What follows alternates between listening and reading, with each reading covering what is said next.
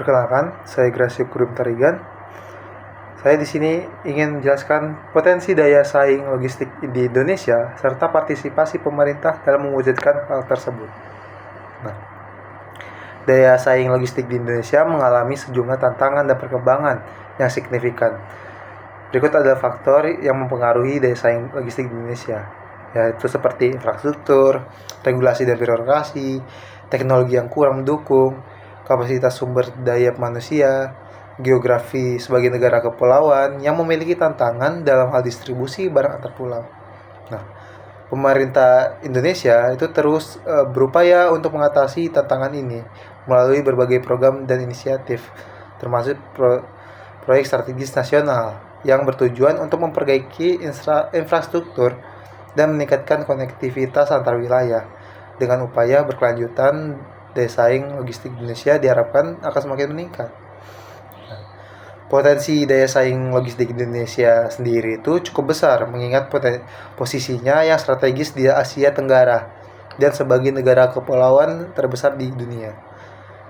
Nah, berikut saya akan menjabarkan beberapa potensi dan langkah-langkah pemerintah untuk mewujudkan daya saing logistik. Itu yang pertama, ada posisi geografis strategis. Indonesia sendiri itu berada di jalur perdagangan internasional yang menghubungkan antara Asia Timur dengan Eropa dan Afrika. Hal inilah yang memberikan potensi besar untuk menjadikan hubungan logistik regional. Nah, terus ada pertumbuhan ekonomi.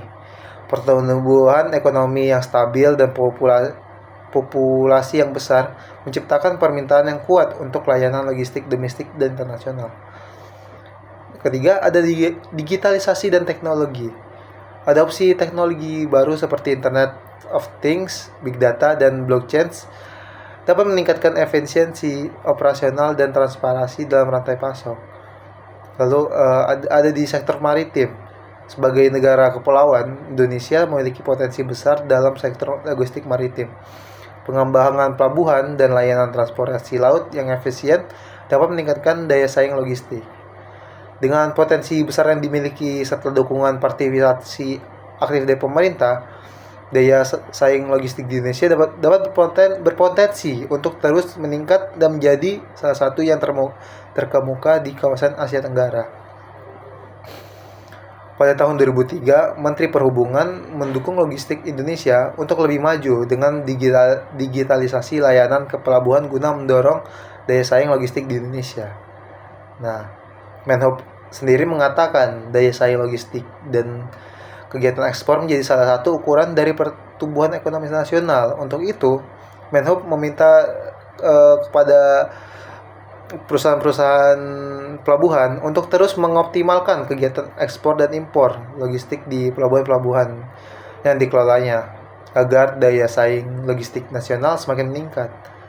Nah, secara keseluruhan, potensi daya saing logistik di Indonesia sangat besar, didukung oleh posisi geografis yang strategis, pertumbuhan ekonomi yang pesat, dan perkembangan teknologi dengan berbagai inisiatif dan kebijakan yang diterapkan oleh pemerintah, seperti pembangunan infrastruktur, program tol laut, simplifikasi regulasi, dan pengembangan sumber daya manusia.